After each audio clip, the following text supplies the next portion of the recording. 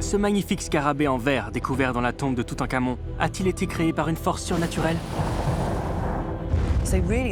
D'où la question, qu'est-ce que c'est et d'où cela vient-il? C'est un mystère. Cette tablette d'argile vieille de 4000 ans est-elle le manuel de construction original de l'Arche de Noé? Ventez bien, construis un bateau et embarque des animaux. Comment cette étrange roche lunaire peut-elle renfermer des traces de vie? Un examen approfondi révèle de nombreuses bizarreries. Tous ces objets sont aussi curieux que remarquables. Ils sont cachés dans des musées, des laboratoires ou des réserves. Mais aujourd'hui, de nouvelles techniques permettent de les étudier de manière totalement inédite. Désormais, nous pouvons les reconstruire, les démonter, les examiner et mettre au jour leurs caractéristiques les plus extraordinaires, les plus anciennes et les plus étranges. Voici les objets mystérieux.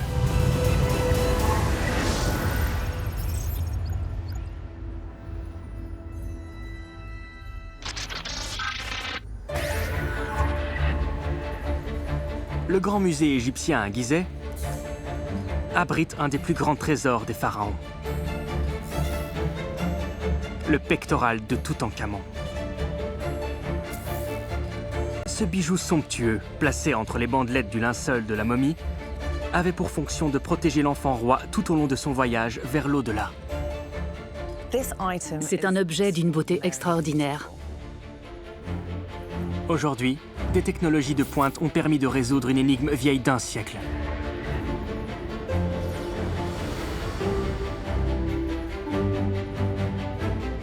Créé il y a près de 3000 ans, haut de près de 16 cm, le bijou royal en argent et en or est orné d'incrustations d'une grande finesse.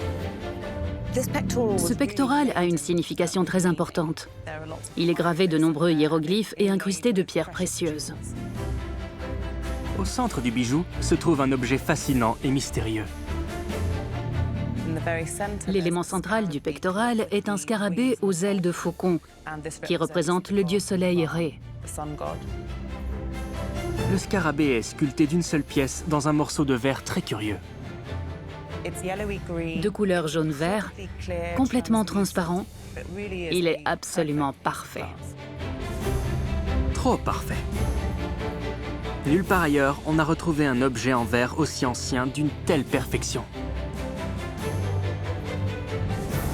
Des études récentes ont permis de révéler le secret du scarabée de Toutankhamon. Quelle est l'origine de ce verre?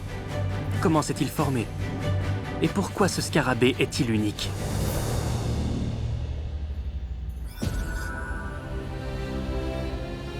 La civilisation égyptienne est l'une des plus anciennes du monde. Au fil du temps, le sable a peu à peu recouvert des monuments immenses, témoins d'une histoire et d'une culture plusieurs fois millénaire. Mais en 1922, il y a tout juste un siècle, l'archéologue Howard Carter fait une découverte capitale. On connaît la phrase célèbre de Howard Carter dans la tombe. « Je vois des merveilles ». L'archéologue britannique a mis au jour la tombe du pharaon Toutankhamon, l'enfant roi de la 18e dynastie égyptienne, mort plus de 3000 ans plus tôt.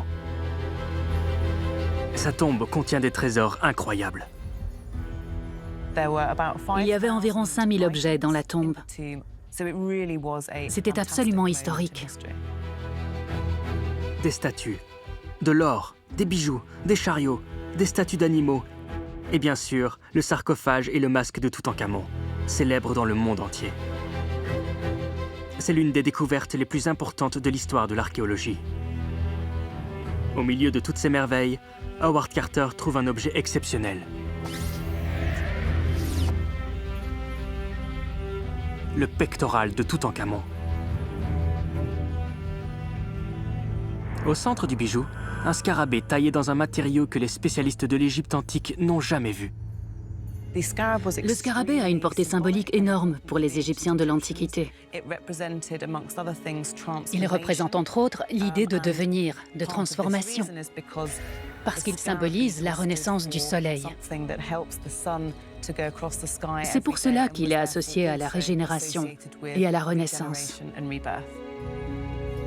C'est justement pour cela qu'avoir choisi du verre pour créer un objet d'une telle importance symbolique est étonnant. Les pharaons dirigeaient l'Égypte d'une poigne de fer, de même que les territoires qu'ils avaient conquis et où ils se procuraient des pierres précieuses, des bijoux en or, etc. Alors, comment expliquer la présence d'un ornement en verre au centre du pectoral, quand il aurait pu être en or, en argent, en lapis ou en turquoise? En effet, ce n'est pas très compliqué de fabriquer du verre. Le verre est un matériau très facile à fabriquer. On a besoin uniquement de sable et d'une source de chaleur. Il faut faire fondre le sable à une température extrêmement élevée, puis on ajoute éventuellement d'autres matériaux, comme des oxydes métalliques pour le colorer. Mais en Égypte antique, le verre est rare. D'où la fascination qu'il exerce sur les Égyptiens. Même les incrustations bleues sur le masque funéraire de Toutankhamon sont en pâte de verre. Le verre a des propriétés presque magiques. Le hiéroglyphe pour le mot verre se lit « pierre qui coule ». Certes, les Égyptiens savaient fondre du verre, mais ils n'étaient pas des maîtres en la matière, et à leurs yeux, ce matériau conservait un certain mystère. De fait, dans l'Antiquité, le verre égyptien est toujours imparfait. Il ne ressemble pas du tout au verre moderne. Il n'est pas aussi transparent. Bien au contraire. Il est bourré de petites inclusions et de bulles. Ça s'explique par le fait que les fours des Égyptiens n'atteignaient pas des températures assez élevées pour faire fondre le sable en un matériau fluide. Or, le verre dans lequel le scarabée a été taillé n'a pas le moindre défaut. Ça signifie qu'il n'a pas pu être fabriqué par les Égyptiens antiques ou toute autre civilisation de la même époque. D'où la question, qu'est-ce que c'est et d'où cela vient-il? C'est un mystère. Tous les verres ne sont pas d'origine artificielle. Il existe aussi du verre naturel. Un des plus connus étant l'obsidienne. L'obsidienne est créée par un phénomène naturel extrêmement violent.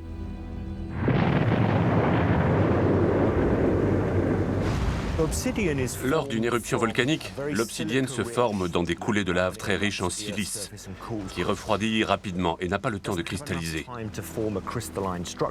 D'où la formation de ce matériau amorphe et vitreux. On s'en sert pour fabriquer des outils et des armes. On peut même se raser avec. Le verre du scarabée égyptien est-il de l'obsidienne?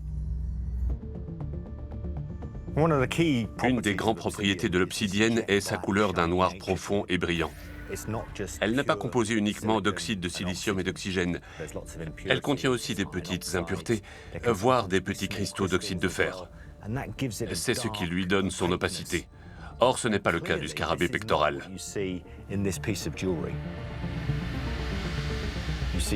Le verre dont il est fait est coloré, transparent et translucide. Ce n'est pas de l'obsidienne. Mais l'obsidienne n'est pas le seul verre naturel. Une autre forme de verre peut être obtenue quand du sable est frappé par la foudre. La température dégagée par l'énergie de la foudre fait fondre la silice, ce qui donne parfois naissance à des structures rocheuses appelées fulgurites. La foudre est-elle la source du verre dans lequel le scarabée est sculpté? Les fulgurites sont des sortes de petits tubes fins qui se forment à la limite de l'impact de la foudre. On aurait beaucoup de mal à sculpter dedans un objet relativement gros. Là encore, ce n'est pas le matériau d'origine du bijou. Si le verre du scarabée n'a pas été créé par la foudre, une éruption volcanique ou des hommes, d'où vient-il?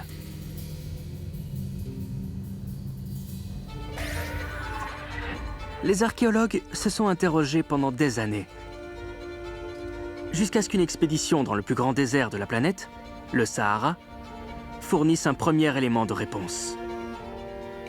Dans les années 30, un groupe d'aventuriers part à la recherche d'une oasis légendaire à la frontière entre l'Égypte et la Libye, Zerzura.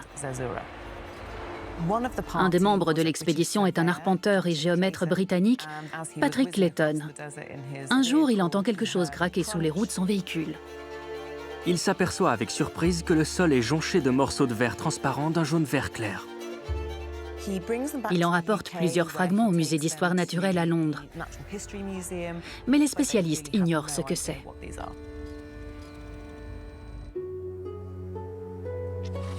Il faut attendre près de 50 ans pour qu'une équipe de scientifiques italiens ne s'intéresse à la découverte de Patrick Clayton. Ils ramassent des morceaux de ce verre dans le désert et étudient aussi celui dans lequel le scarabée a été taillé. Les analyses géochimiques établissent alors que la composition des échantillons et du scarabée est identique. C'est la preuve irréfutable que le scarabée a été sculpté dans du verre provenant du désert libyque. Mais une question demeure. Comment ce morceau de verre, sans aucun défaut, s'est-il retrouvé au beau milieu du Sahara?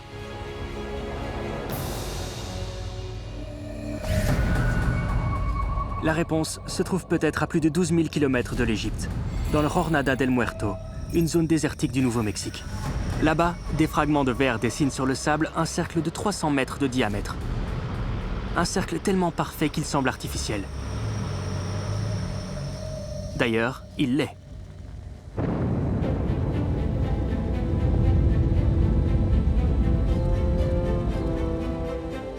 C'est là que le 16 juillet 1945 a lieu le premier essai d'une bombe nucléaire du nom de code Trinity.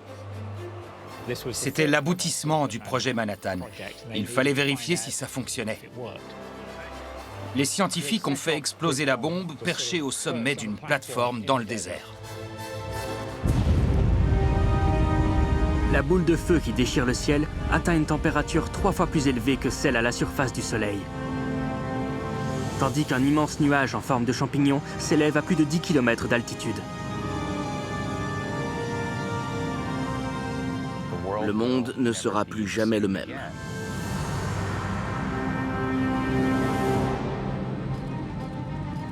La bombe explose avec la puissance de 20 000 tonnes de TNT. L'essai a aussi des conséquences inattendues. Quand les scientifiques retournent sur le site pour faire des mesures, ils découvrent des petits amas de ce qui ressemble à du verre. Ils baptisent ce minerai trinitite. Certaines de ces trinitites ressemblent étrangement au verre libyque du scarabée égyptien, alors qu'ils n'ont pas la même origine. Le verre du scarabée n'a pas pu se former de la même manière. Il n'y avait pas de bombe nucléaire en Égypte antique. Or, il n'existe sur Terre aucune force naturelle capable de générer la puissance concentrée d'une explosion atomique. Mais alors, d'où venait l'énergie colossale nécessaire pour créer le verre du scarabée? La tombe de Toutankhamon contient peut-être un indice. Elle renfermait un autre objet qui a soulevé de nombreuses questions. Un poignard trouvé à l'intérieur du sarcophage de Toutankhamon. En soi, sa présence n'a rien d'exceptionnel. Sauf que sa lame est en fer. Le problème est que la civilisation égyptienne antique était encore à l'âge du bronze. Les premières traces d'ateliers consacrés à la fonte du fer en Égypte antique datent de 800 après la mort de Toutankhamon. Par conséquent, la lame n'a pu être fabriquée par les Égyptiens de l'époque. Comme le verre du scarabée, la lame en fer est une énigme. Les scientifiques l'ont passé au rayon X et ont constaté que le métal contenait une proportion importante de nickel. 11% de la lame est constituée de nickel. Or, sur Terre, aucun minerai de fer naturel n'en contient un pourcentage aussi élevé. On ne le trouve que dans une seule source naturelle de fer. Le cœur d'une météorite. Des météorites tombent sans arrêt sur la Terre. La plupart sont trop petites pour qu'on les détecte. Mais de temps en temps, un corps de grande taille s'abat sur notre planète. 13 février 2013, à Tcheliabinsk, en Russie. Une météorite d'une vingtaine de mètres de diamètre pénètre dans l'atmosphère terrestre. Elle fonce à plus de 36 000 km/h. Avant de se fragmenter à 24 km au-dessus du sol. L'énergie libérée est 22 fois supérieure à celle de la bombe Trinity. Si elle s'était écrasée sur la Terre, elle aurait été assez puissante pour vitrifier du sable. Se pourrait-il que le ver du scarabée de Toutankhamon soit le résultat de l'impact d'une météorite dans le Sahara? En 2019, deux géologues qui étudiaient en détail la structure du ver du scarabée se sont aperçus qu'ils pouvaient mesurer une des impuretés du ver, le zircon. Les géologues décèlent dans ce minerai un arrangement inhabituel des atomes. Une signature cristalline présente uniquement dans un zircon issu de la dégradation d'un cristal très instable et très rare. La rédite. La rédite se forme quand une température et une pression élevée écrasent les atomes sous une certaine forme. Sur Terre, il n'y a qu'une seule possibilité pour que ces conditions extrêmes se soient produites. Le ver du scarabée s'est formé lors d'un impact météorique catastrophique. Les spécialistes pensent que cet événement s'est produit dans le Sahara il y a 29 millions d'années.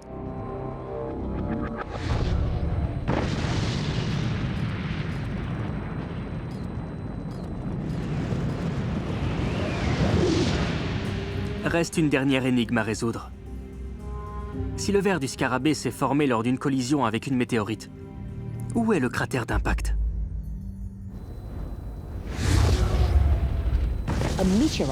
Une météorite qui libère une énergie suffisante pour vitrifier le sable aurait creusé un cratère d'une trentaine de kilomètres de diamètre. Le problème est qu'il reste introuvable. Mais il est vrai qu'il n'y a pas pire endroit où chercher un cratère d'impact qu'un désert. Le désert est un système dynamique qui évolue constamment. Imaginez que vous escaladiez une dune. Revenez 2 jours plus tard et le vent aura effacé vos traces de pas. S'est-il passé la même chose avec le cratère?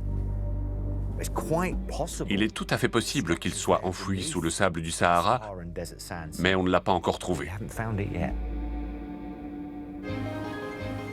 Les Égyptiens de l'Antiquité n'avaient peut-être pas compris l'origine extraterrestre du ver dans lequel le scarabée a été taillé.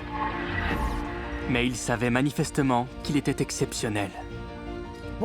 Si on peut affirmer que les Égyptiens ignoraient probablement d'où venait le ver, en revanche, ils s'étaient rendus compte que c'était un matériau rare et d'une grande beauté. Sa perfection était digne d'un roi. En effet, ce morceau de verre créé par une météorite est réellement exceptionnel.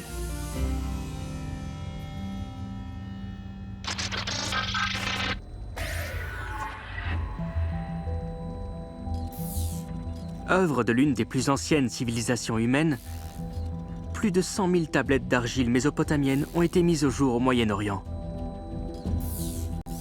Mais récemment, l'une d'elles a provoqué un véritable séisme dans le monde de l'archéologie.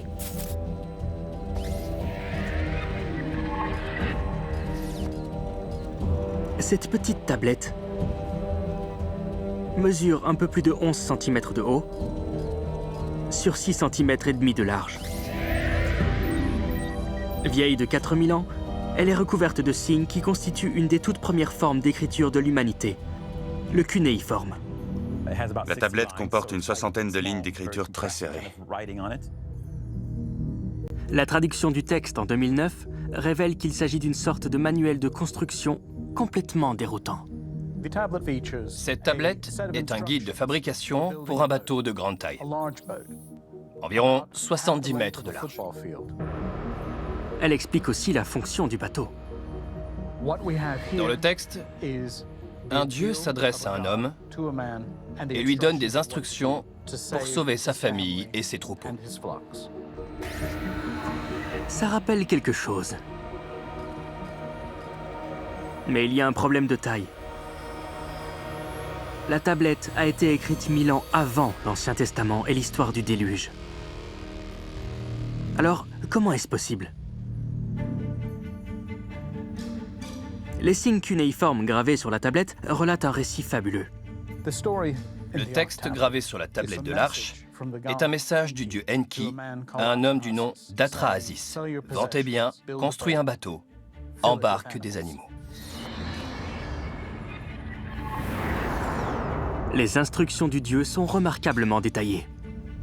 Le texte de la tablette explique qu'il faut construire un coracle, c'est-à-dire une embarcation ronde en jonc et en cordes tressées et enduite de bitume pour la rendre étanche. Les champs pétrolifères de l'Irak moderne sont immenses. Or, le bitume, ce qu'on appelle asphalte aujourd'hui, est un produit dérivé du pétrole. En Mésopotamie, on recueillait du bitume et on enduisait son bateau avec pour l'imperméabiliser. C'est à bord de ce type d'embarcation que les Mésopotamiens ont pu traverser les océans. La conception du coracle n'a pas changé depuis des milliers d'années. Et l'embarcation est toujours utilisée dans de nombreux pays. Mais celui décrit sur la tablette n'était pas un coracle ordinaire. Le bateau dont il est question est absolument gigantesque. Une des lignes indique « Son plancher aura une superficie d'1 arpent ». L'arpent est une ancienne unité de mesure à peu près équivalente à 3500 mètres carrés. Le bateau aurait donc un diamètre de presque 70 mètres. Il serait tellement grand qu'il recouvrirait plus de la moitié de l'aire de jeu du Yankee Stadium à New York. La taille du bateau n'est pas la seule ressemblance frappante avec l'arche de Noé. Le texte explique que les animaux devront monter à bord en couple, 2 par 2. C'est ni plus ni moins l'histoire du déluge et d'un individu et sa famille sauvée par un dieu. On ne peut pas s'empêcher de penser au déluge dans la Genèse. Il paraît peu probable qu'il y ait eu 2 épisodes identiques de grand déluge. Se peut-il que l'histoire de Noé soit un emprunt à une civilisation plus ancienne ?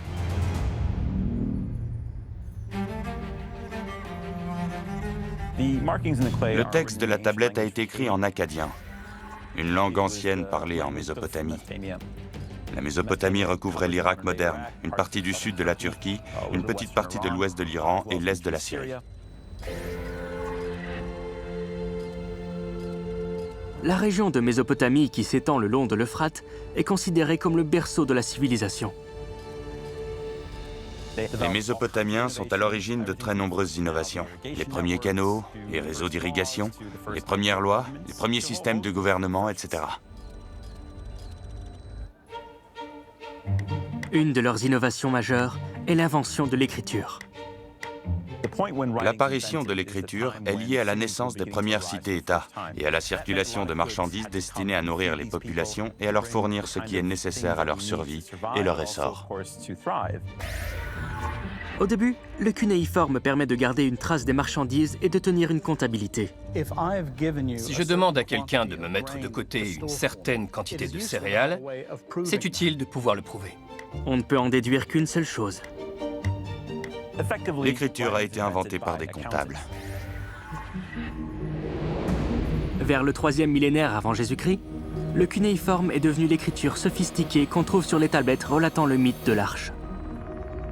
En premier lieu, celle qui décrit un bateau géant dans lequel les animaux entreraient 2 par 2 et qui a été écrite près de 1000 ans avant les premiers textes judaïques sur Noé. Ce mythe babylonien serait-il à l'origine du récit qu'on trouve dans la Bible ? La civilisation babylonienne a été en guerre à plusieurs reprises contre les Hébreux. Par 2 fois, le roi Nabuchodonosor II attaque Jérusalem, asservit sa population et la déporte à Babylone. Le livre de Daniel décrit de manière assez détaillée l'histoire des Juifs à Babylone. Là-bas, les Juifs exilés sont en contact avec les traditions babyloniennes et les mythes de la Mésopotamie antique. Entre autres, le mythe diluvien. Il est probable qu'ils les aient incorporés dans leurs textes. L'histoire de Noé et du déluge est-elle une simple légende babylonienne ou repose-t-elle sur des faits réels ?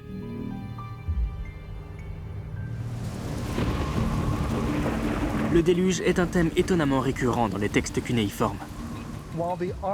La tablette de l'Arche ne décrit pas le déluge à proprement parler, mais il existe au moins 3 autres tablettes cunéiformes qui évoquent ce phénomène. La tablette de la Genèse d'Eridu relate une histoire vieille de presque 4000 ans. Celle d'un roi sumérien à qui un dieu annonce que l'humanité sera anéantie par un grand déluge. Une tempête effroyable et des pluies qui durent pendant 7 jours et 7 nuits.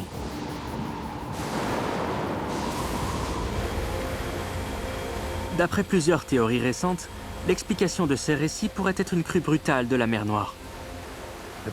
La mer Noire est reliée à la Méditerranée par un chenal très étroit, le Bosphore. En 1997, 2 géologues marins ont émis l'idée qu'un débordement colossal aurait pu se produire à la suite d'une rupture du Bosphore il y a plus de 7000 ans. Cette catastrophe se serait produite à la fin de la dernière glaciation. Les glaciers contiennent alors énormément d'eau et le niveau des mers est très bas. Alors, quand les glaciers fondent, la montée des eaux est très brutale. Le niveau de la Méditerranée monte tellement qu'elle submerge le Bosphore. Un véritable mur d'eau se déverse dans la mer Noire. D'après les 2 géologues, le flot aurait eu une puissance 200 fois supérieure à celle des chutes du Niagara et aurait inondé le bassin de la mer Noire en un laps de temps extrêmement court. Ils ont estimé qu'une zone de 100 000 km² aurait été recouverte par les eaux. Cependant, leur théorie ne fait pas l'unanimité parmi les scientifiques. Une autre hypothèse pourrait expliquer le mythe d'un déluge très violent. D'autant plus qu'elle concerne la région où la tablette a été mise à jour. Tout autour de l'Euphrate et du Tigre, de nombreuses plaines inondables sont alimentées par les bassins versants des 2 fleuves. Imaginons qu'il se produise des événements météorologiques extrêmes, comme des tempêtes ou une fonte des neiges massives susceptibles de provoquer des crues localisées. Si on vit dans une plaine d'inondations plate comme la main et que celle-ci est inondée brusquement, on pourrait avoir l'impression de se retrouver au milieu d'un océan. Des chercheurs ont découvert des dépôts alluviaux de plus de 3,30 m d'épaisseur, datant d'il y a 5000 ans, juste avant la période où la tablette de l'Arche a été écrite.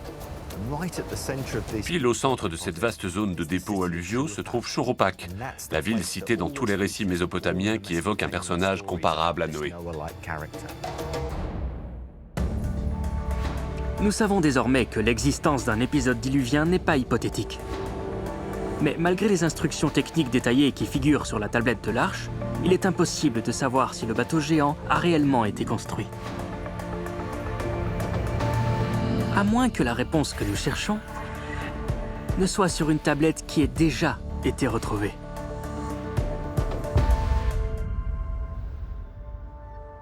Rien qu'au British Museum, plus de 130 000 tablettes cunéiformes sont stockées dans les fonds du musée. Il est important de rappeler qu'on a déchiffré seulement une infime partie des textes existants. En effet, la plupart des tablettes n'ont pas été traduites. Ça représente un corpus tellement important qu'on n'aura certainement jamais assez de spécialistes capables de traduire ces documents écrits en cunéiforme. Pour contourner ce problème, les chercheurs ont donc recouru à l'intelligence artificielle. On nourrit d'abord l'algorithme avec des textes transcrits et numérisés.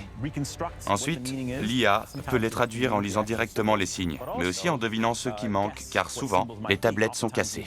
Or, les techniques d'apprentissage automatique permettent d'identifier les signes qui ont disparu. De cette façon, on pourra bientôt lire une grande quantité d'archives cunéiformes en quelques minutes seulement. Si ça marche, qui sait ce qu'on apprendra dans les années à venir? Et qui sait si l'histoire complète du fameux bateau ne figure pas sur un des textes qui seront un jour traduits par une machine.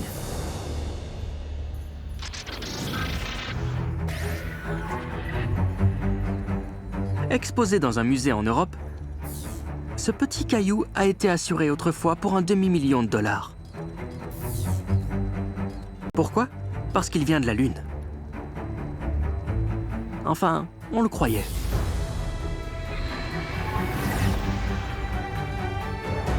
Il pèse plus de 80 grammes et mesure à peu près 2 cm sur 4. Des dimensions imposantes pour un échantillon de roche lunaire. Il est énorme. C'est très bizarre. C'est le moins qu'on puisse dire. Il y a plein de choses qui clochent.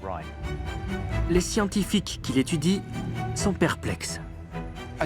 Un examen approfondi révèle de nombreuses bizarreries. Entre autres, des structures qui ressemblent à des cellules et qu'on ne voit sur aucune roche lunaire. Et une teinte rouge absolument inédite. De plus, ce fragment ne se trouve pas dans un laboratoire de la NASA où il serait étudié par des scientifiques. Il est exposé dans un des plus grands musées des Pays-Bas. Mais quand les chercheurs ont enfin l'occasion de l'examiner, leurs conclusions remettent en cause son authenticité.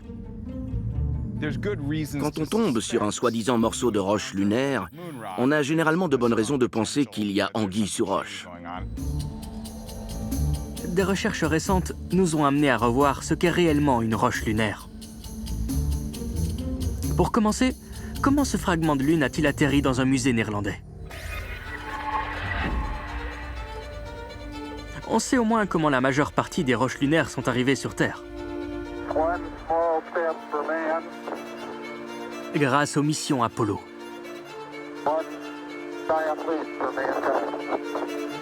Pourtant, la collecte d'échantillons n'était pas l'objectif premier du programme. Les États-Unis voulaient absolument arriver sur la Lune avant les Soviétiques. C'était une véritable course. Chacun voulait être le premier à planter son drapeau là-haut. Même si ce n'était pas une victoire stratégique, on considérait que la Lune appartiendrait au premier qui s'y poserait. Le 20 juillet 1969, les Américains remportent la course.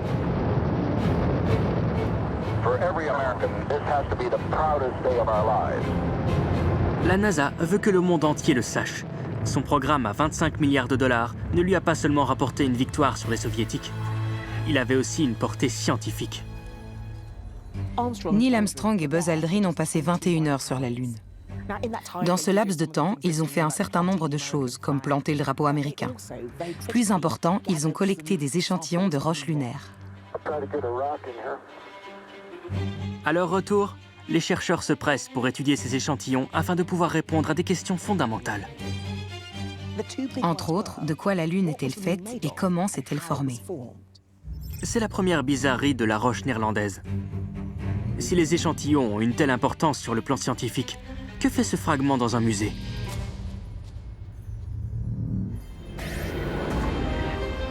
Les astronautes d'Apollo 11 sont de véritables héros. Leur exploit est une aubaine pour le président Nixon qui en profite pour faire passer un message au monde entier. La supériorité technologique des États-Unis est sans égale. Les experts de la communication ont eu l'idée d'une tournée éclair. Les astronautes se rendront dans 24 pays. Un peu comme les Beatles, tout le monde les connaît, tout le monde est ravi de faire leur connaissance. Les 3 hommes rencontrent des personnalités, des rois et des reines, des présidents et des premiers ministres. Tout le monde veut une part du gâteau spatial et certains ont la chance d'en obtenir une pour de bon. Les États-Unis réussissent un coup de pub fabuleux en offrant des fragments de roches lunaires à chacun des États américains ainsi qu'à 135 pays dans le monde. Et voilà le rapport avec le Rijksmuseum. En 1991, il hérite de la collection de l'ancien Premier ministre néerlandais, Willem Drees. Parmi les objets légués au musée se trouve la fameuse roche lunaire. Willem Drees avait affirmé l'avoir reçu de l'ambassadeur américain en souvenir de la visite des astronautes d'Apollo 11 aux Pays-Bas. Cela explique qu'un fragment de la Lune se soit retrouvé dans un musée d'art. En revanche, pourquoi ce petit caillou a-t-il provoqué de tels remous dans la communauté scientifique? La roche léguée par Willem Drees a été oubliée dans une des réserves du Rijksmuseum pendant 15 ans, jusqu'à ce qu'on la sorte du placard à l'occasion d'une nouvelle exposition sur l'espace. Le musée le fait assurer pour 500 000 $. Un scientifique qui visite l'exposition est intrigué par le fragment. Malheureusement pas pour de bonnes raisons. Quand on le regarde de près, on voit tout de suite que ça cloche. D'abord, le fragment est énorme. De la taille d'un poing, il pèse environ 89 grammes, beaucoup trop gros pour un morceau de roche lunaire. Les missions Apollo n'ont rapporté que des échantillons tout petits. Au total, le butin d'Apollo 11 ne dépassait pas 22 kilos. D'ailleurs, les morceaux de roche lunaire que les Américains avaient offerts en cadeau étaient minuscules, quelques grammes seulement, voire la taille d'un grain de riz. Par comparaison, ce morceau de roche est gigantesque. Et ce n'est pas la seule chose qui gêne les scientifiques. L'analyse des échantillons des missions Apollo leur a appris quelque chose de très important sur la Lune. Elle est grise. Or, la roche du Rijksmuseum est rouge. On n'a jamais vu aucun échantillon qui soit rouge. La roche lunaire est généralement gris foncé, parfois gris clair ou presque noir, et de temps en temps on distingue un peu de vert. Mais du rouge, jamais. Il y a une bonne raison pour cela.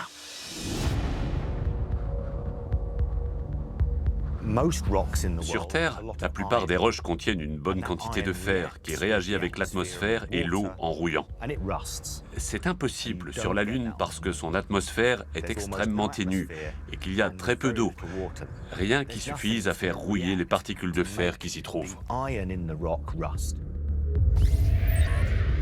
En 2009, l'examen au microscope du morceau de roche lunaire néerlandais n'arrange rien. Au contraire. Les chercheurs découvrent un tas de petits trous remplis de quartz. C'est problématique. Le quartz est abondant sur Terre parce qu'il a besoin d'eau sous haute pression et à une température élevée pour se former. Deux choses qu'on ne trouve pas sur la Lune. De plus, la roche du Rijksmuseum contient quelque chose d'encore plus improbable. Des traces de vie. Le gros problème est que les scientifiques identifient très clairement des structures organiques de type cellulaire, plus précisément des structures qu'on trouve dans le bois. Ce morceau de roche lunaire n'est pas un caillou, mais du bois fossilisé. En résumé, cet étrange caillou rouge de la taille d'un poing qui avait été assuré pour $1 demi-million n'était qu'un morceau d'arbre très ancien. C'est ennuyeux pour un échantillon censé provenir de la Lune. La Lune elle-même est un caillou aride et désolé. Pour autant qu'on sache, il n'y a pratiquement pas d'eau et presque pas d'atmosphère. Autrement dit, les deux éléments fondamentaux dont les plantes ont besoin, l'air et l'eau. Par conséquent, il ne peut pas y avoir de vie sur la Lune. Enfin, normalement. En 2019, la sonde lunaire chinoise baptisée Chang'e 4 se pose sur la face cachée de la Lune. Elle a embarqué une mini-biosphère qui contient plusieurs types de graines que les Chinois espèrent faire germer, ainsi que des œufs de mouches drosophiles qu'ils voudraient faire éclore et des levures pour nourrir les mouches. Manifestement, les mouches et les levures ne survivent pas, mais une des graines de coton germe et 2 feuilles poussent. Nous le savons désormais, la roche lunaire de Willem Drees est une plante. Et justement, cette expérience semble indiquer que des végétaux pourraient pousser sur la Lune. L'expérience n'a pas été un franc succès, dans la mesure où la pousse de coton a fini par mourir. La nuit, sur la Lune, la température peut chuter jusqu'à moins 170 degrés, et forcément, tout gèle. Par conséquent, l'idée que des arbres aient pu pousser là-haut est complètement invraisemblable. Peut-être y a-t-il eu autrefois et très brièvement des formes de vie microscopiques, mais une vraie forêt, impossible. Autrement dit, la roche du Rijksmuseum ne vient pas de la Lune. S'agit-il d'un canular? D'une escroquerie? Ce ne serait pas la première fois. Le vol, ou l'achat illégal d'un fragment de roche lunaire, pose problème depuis le début, parce que ces échantillons ont énormément de valeur. Après tout, il y a des tonnes de diamants sur Terre, mais seulement quelques centaines de fragments de roche lunaire. Chacun d'eux est unique et extrêmement précieux.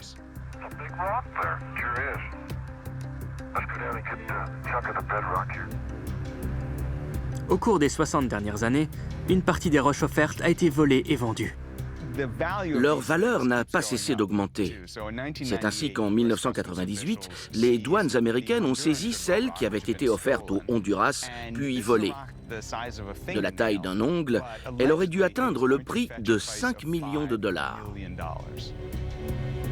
Et la roche de Willem Dries? Quand on connaît la valeur des vrais cailloux lunaires, on se dit que certaines personnes peuvent être tentées de vendre des faux. Mais dans ce cas précis, rien n'indique qu'on ait cherché à tromper un acheteur éventuel. La plaque commémorative ne ressemble pas du tout aux plaques des autres fragments offerts en cadeau. Il y a même une faute d'orthographe sur celle de Willem Dries. Le mot centre est écrit en anglais britannique C-E-N-T-R-E au lieu de C-E-N-T-E-R. Une faute tellement évidente qu'elle ne cadre pas avec l'idée d'une escroquerie. Plus vraisemblablement, l'erreur est due à une mauvaise communication. Surtout, il n'y a pas de mobile. N'oublions pas que Willem Dries a légué ses biens au Rijksmuseum avec les meilleures intentions du monde. Jamais il n'a cherché à vendre la roche pour 5 millions de dollars. Il en a fait don, point. L'explication, c'est qu'il y a probablement eu un malentendu ou que Dries lui-même a fait erreur. Rien ne prouve qu'il ait voulu tromper le musée ou en retirer un avantage quelconque. Une chose est sûre. Ce morceau de roche lunaire est d'origine terrestre. Or, on ne trouve pas de roche terrestre sur la Lune. Du moins, on le croyait. Mais des recherches récentes semblent indiquer que c'est faux. En effet, en 1971, la mission Apollo 14 a rapporté un gros caillou lunaire surnommé la Grosse Bertha. La Grosse Bertha, rapportée par une mission Apollo, a été analysée une nouvelle fois en 2019. Sur le morceau de roche, les scientifiques découvrent alors un fragment minéral de presque 2 grammes, vieux de 4 milliards d'années. Pourtant, ce n'est pas son âge qui sidère les chercheurs. Enchâssés dans la Grosse Bertha se trouvent des fragments de granit et de quartz. Mais si ces deux roches sont très communes sur Terre, elles sont extrêmement rares sur la Lune. La conclusion est à la fois évidente et incroyable. C'est un morceau de roche terrestre qu'on a ramassé sur la Lune. Comment est-il arrivé là-haut? La théorie actuelle est qu'au tout début de la formation du système solaire, pendant une période appelée le Grand Bombardement Tardif, la Terre a été pilonnée par des tas de météorites et d'astéroïdes. À la suite d'une collision avec une météorite géante, des tonnes de débris auraient été projetées dans l'atmosphère, dont certains avec une énergie suffisante pour échapper à la gravité terrestre. Un de ces morceaux de roche serait allé s'écraser sur la surface lunaire, où il aurait été ramassé par les astronautes d'Apollo 14. Étant donné qu'on est tombé sur un fragment de roche terrestre dès la 3e mission sur la Lune, il est très probable qu'il y en ait encore beaucoup plus là-haut. On a déclaré que la roche lunaire de Willem Dries était un faux parce qu'elle provenait forcément de la Terre. Aujourd'hui, c'est une certitude. De même, il est certain que la découverte du fragment enchâssé sur la Grosse Bertha ouvre de nouvelles perspectives. Un arbre pétrifié peut-être pas, mais en tout cas, on trouve des roches terrestres sur la Lune.